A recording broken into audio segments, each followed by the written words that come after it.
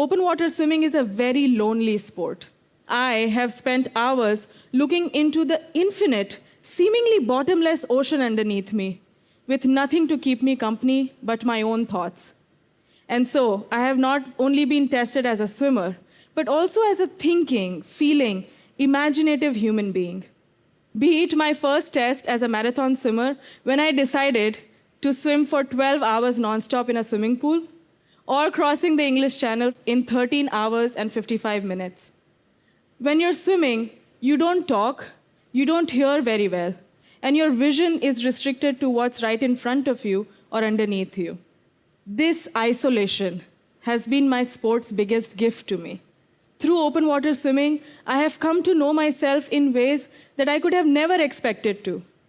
While crossing the English Channel, after already having swam for 10 hours, when I got stuck in one place for 1.5 hours because of the currents, I saw the strong and dedicated athlete in me in an open water marathon held in Switzerland when I won my first gold medal for India.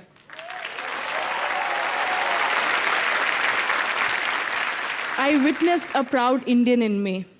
And 4 years ago, when I jumped into the Antarctic Ocean, wearing nothing but a swimsuit, cap, and goggles, with an unwavering spirit of just doing, I saw a fighter in me.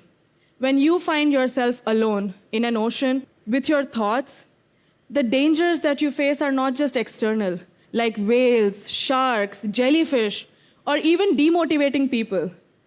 But the more dangerous demons you face are the fear and negativity inside you that tell you you're not good enough, you will never reach the other shore, you haven't trained enough, what if you fail, what will people think? We all have our own internal demons, don't we? In a day-to-day life, you can hide from them, behind your work or many other distractions.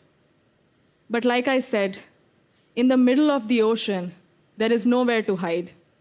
I have to face my internal demons just as much I have to taste the salt in the sea, feel the chafing on my skin, and acknowledge the whales swimming beside me. I hate it, and I love it. Even today, when I can't find motivation or joy in what I'm doing, all I ask myself is this the best I can do right now? What does not change is that voice within, that internal compass which guides me to a better self every day. And I believe that a truly successful life is the one which is spent in the pursuit of becoming the best possible version of yourself when you take that last breath.